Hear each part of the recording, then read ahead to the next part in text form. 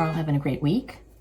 Today I wanted to talk about for sale by owners, or FSBOs as we know them.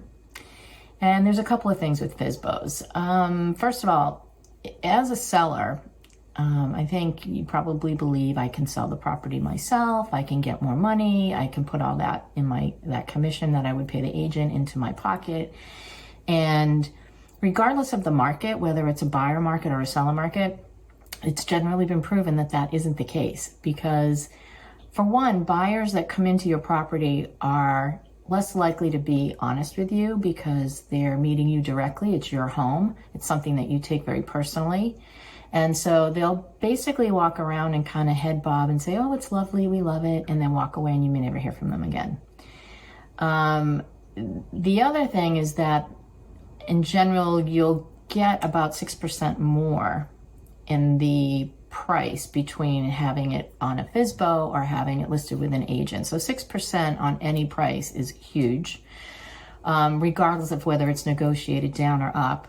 But the other thing is that with a FSBO, you still are responsible for paying broker fees to that buyer's agent. So you may or may not consider that if you're listing your property, you're not going to be pocketing all of that commission. Half of it or a percentage of it would generally go to that buyer agent. So that buyer agent is expecting to get paid. If you're not offering a buyer agent fee, then what you're expecting is that everybody that's working without a buyer agent would be the only people you're making your property available to. So that's not always great. The other thing is that as a realtor, I belong to 2 MLSs, so I'm able to access MLS both on and off Cape.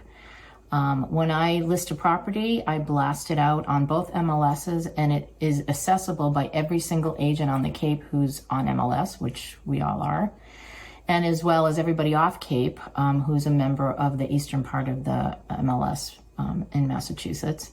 So people that are looking to come to the Cape will all have that access through any agent that they have. And that's really important because you want to make your property available to as many people as possible. You never know where your buyer is going to come from. So you want to make sure that you're touching all bases. If you list only on Zillow or only on Redfin, what happens is that that property is sent out through Zillow, but only anybody on Zillow is going to see it.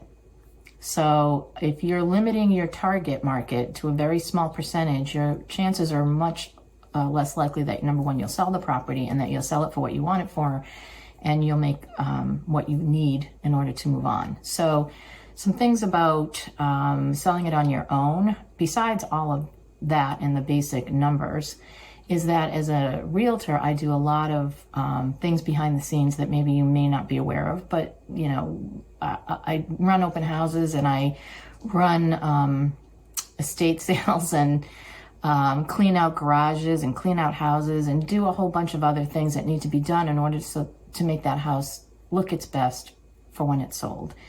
And it's a lot of work, but it is what I do, and it's part of who I think a really good realtor is making sure that that house looks its best when it gets put onto the market.